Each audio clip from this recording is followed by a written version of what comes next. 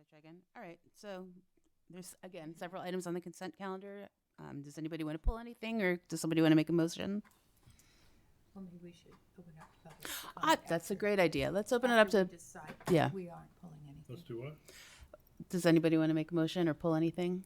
I didn't want to pull anything. All right, let's open it up for public comment.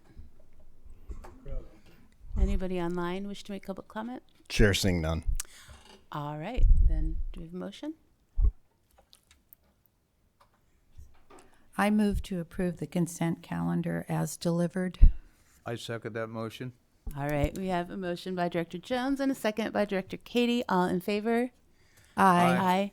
It looks like we do have Director Castellano's alternate. We do have a quorum, so if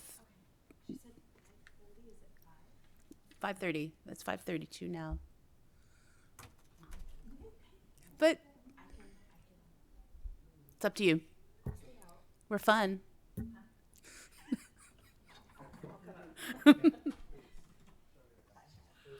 All right, let the minutes note that alternate Contreras Deloche came in at 5:32. No worries, welcome. All right, we've just passed the consent calendar. We're up to oral and written communication.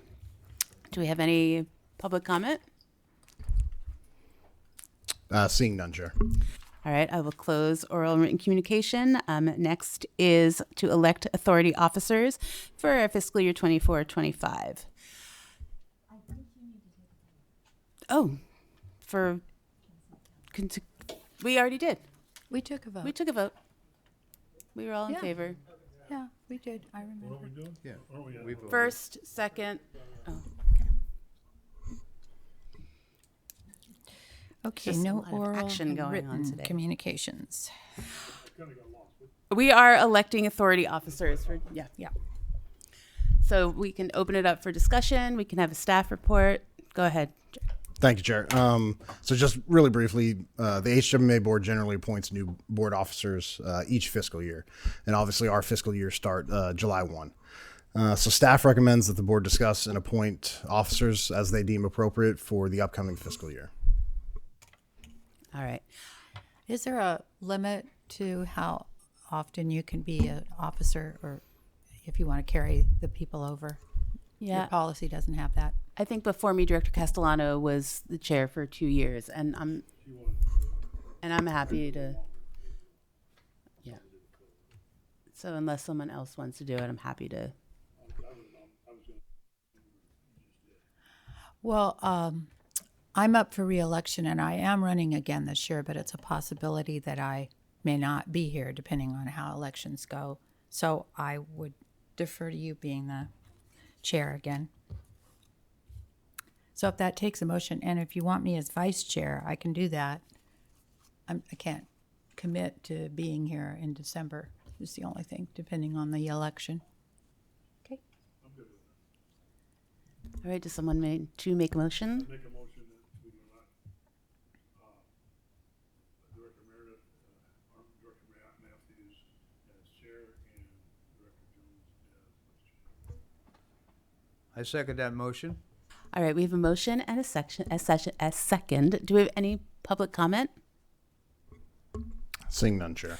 All right. All in favor? Aye. Aye. All right. Now we are going to move on to review and approve Board of Directors calendar for fiscal year 24-25. Can we get a staff report? Thank you, Chair. So in addition to new authority officers, annually the board approves their meeting calendar as well per fiscal year. Staff recommends the time and place of the meetings remain unchanged at 5:30 p.m. In the Eureka City chambers, with the frequency of the meeting continuing with the second Thursday of each month. Staff recommends the board approve the meeting calendar for fiscal year 24-25 and affirm the time and place as well.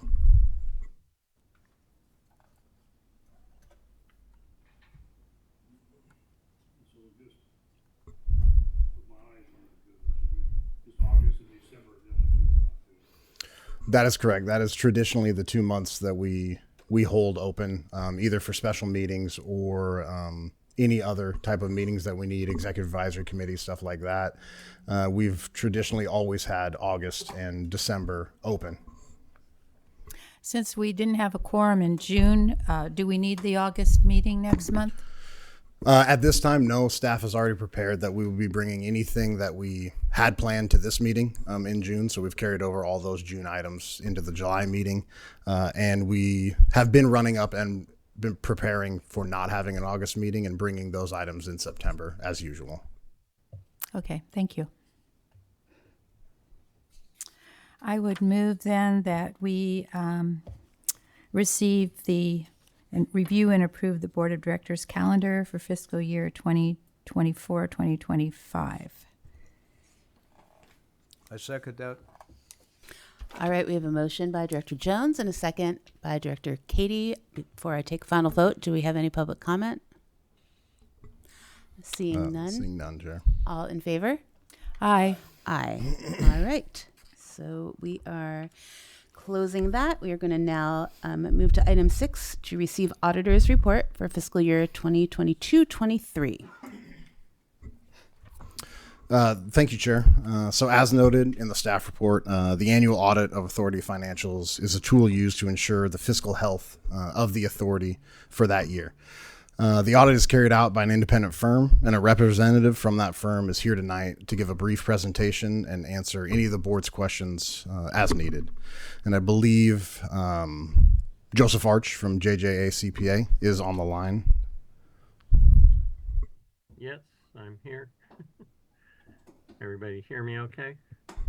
We We can can. hear you. We can't see you. Okay, yeah, my connection isn't very stable, so I'm hoping I'll be able to get through this without it disconnecting me. I'm gonna try the video. There we go. Okay, so if I get a message that it says it's gonna drop the connection, I'll go back to a blank screen. So I'm the managing partner for JJ CPA. The audit for the authority was done by myself and one of my other staff accountants. We have a standard audit process that we go through that includes planning the audit and going through our engagement acceptance procedures and that kind of thing, and then executing the field work. So we, in the past, we did come out on site. Due to COVID, we have been doing a lot of things remotely, and we went out one time onto the authorities admin building site for one visit. And then after we do our field work, then we go through our reporting process and then follow up and wrap up everything to get the report and the financial statements issued. So you have the completed annual financial report for the authority, and it's prepared utilizing generally accepted auditing standards, and then we also have another layer for governments that we have to go through for generally accepted governmental auditing standards. Our objective as an auditor is to express an opinion on the financial statements, and the opinion this year again is unmodified, which means it's the same as what in the past used to be called an unqualified opinion. We provide reasonable assurance that the financial statements are reported in accordance with generally accepted accounting principles, and also that the financial statements are materially correct. Reasonable assurance means that it's a high level assurance, but not absolute. We can't, provide 100% assurance on anything when it comes to numbers, because our audit consists of sampling the transactions, so we couldn't review all 100% because that would cost the authority a little bit too much money. So, um, and then as far as the financial statements go, there were no um, findings or significant deficiencies or material weaknesses noted or governing board comments. So the uh, the management letter was clean as well. Some of the considerations that we have within that is whether or not there are changes in the accounting policies or difficulties doing our work, um, or any material misstatements that we found, um, or on top of that, any disagreements with management. Um, Happy to report we didn't have any difficulties, no problems in the financial records, and no disagreements reported. In addition, this year, the changes from the prior year's audits, the auditing standards now require us to do what's called the going concern assessment. What that is an assessment of the financial results for I usually look at a 5-year period um, and the results of operations. So it's not just uh, your negative net position that we look at because in actuality, the reason for the negative is the landfill closure costs, the estimated liability for the landfill closure and post-closure amount. Um, so we look at that on a year-by-year basis. That uh, if you would like to see our analysis, I can provide that to the board as well to see what the ratios look like and how we assess the fact that there does not appear to be a going concern. And we're already well past the year cutoff point for um, stability in terms of whether or not we would change our opinion for a going concern. Um, Other than that, there's no real changes from the format or the reporting amounts in the financial statements from a standards perspective. Um, and so now, if you have any questions, I'm here to take any questions. All right, I will open it up for questions. Thank you, Mr. Arch. You mentioned the landfill, and I was trying to figure out what page we would find that deficit on. Could you direct us to the page of your audit? Okay, so the landfill liability is on the statement of financial position. Um, it's the first financial statement that you see. It's I page don't 5. have my Director Jones, it's on page 5. Okay, thank you. Yeah. And if you yeah, look, and so there's a liability there of 9 point. Let's see, that was the change. Um, let let me pull up my report so I can actually see the amount. But um, the landfill liability is 9.938 million. Do you see that number? Yes, estimated closure Yeah. and post-closure care costs. Is that what you're looking at, Yeah. that line Yeah. item? Okay, thank you. Yeah. And so with that, having that liability in that statement makes your unrestricted net position be negative. So if you look at the unrestricted net position of 7,330,362. You see that? Yes. Unrestricted so- deficit, yes. Yeah, so if you didn't have that liability for the landfill, you'd actually have positive net position of 2.6 million. So that's what I was talking about there.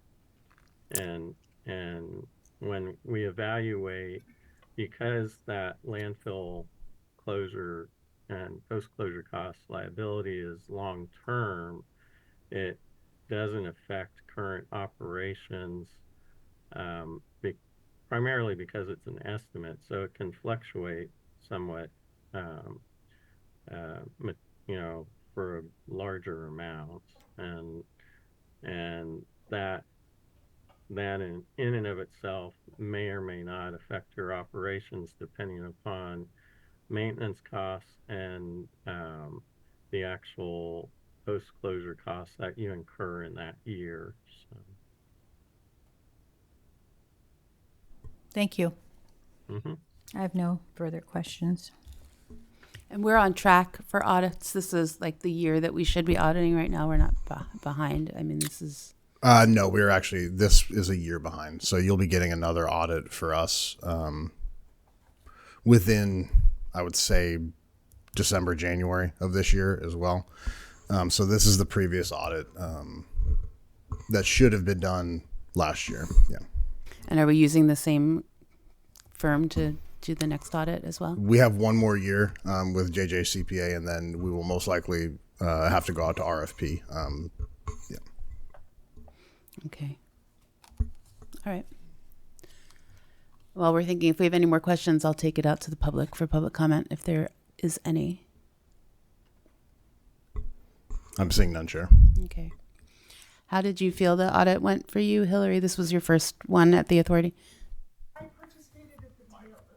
participated in the tail end of the 2022 audit, so I felt that this one went really well. It was much more structured and organized, and we got it done a little sooner, so closer to the schedule that I'd like to be on. But now it seems like everything's fallen into place. So awesome. Thank you so much again for all your hard work. Does anybody else have any comments? I would make a motion then that we receive the presentation outlining the independent auditor's report for fiscal year 22-23 to be filed with authority, archives, state controller, and required financial institutions. Can you turn your mic on when you second? I'll second that motion.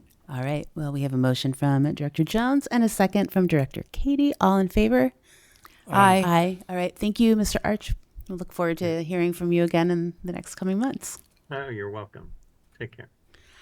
Okay. Let's move on to number 7, board member reports. Anybody have anything to report?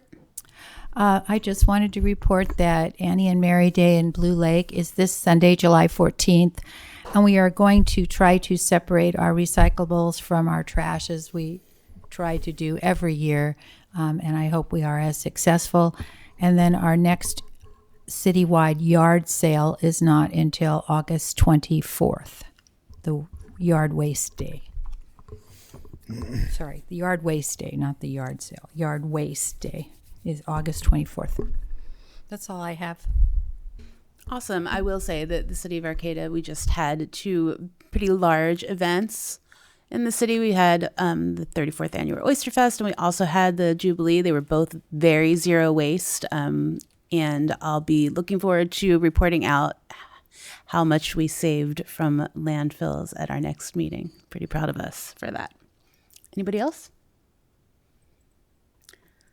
All right, then let's move on to our executive director's report. Thank you, Chair. So I've got 2 items tonight. As some of you may have noticed, we do have a new face sitting next to General Counsel Diamond and Director Schwartz. I'd like to introduce you to Joel Bison. He is our new Director of Operations. So he will be taking over a much-needed division that has long had an empty chair, and we are very, very excited to have him on board. Additionally, HMA is in the midst of finalizing the draft RFP for in-county organics processing, capacity, and site study. Staff is currently developing the baseline needs of the property, including zoning, size, and location constraints for the RFP, and we anticipate bringing this to the board in September for direction as needed, and just a general check-in as well. Well, that's exciting. Chugging along. All right. I guess we'll adjourn. Thank you.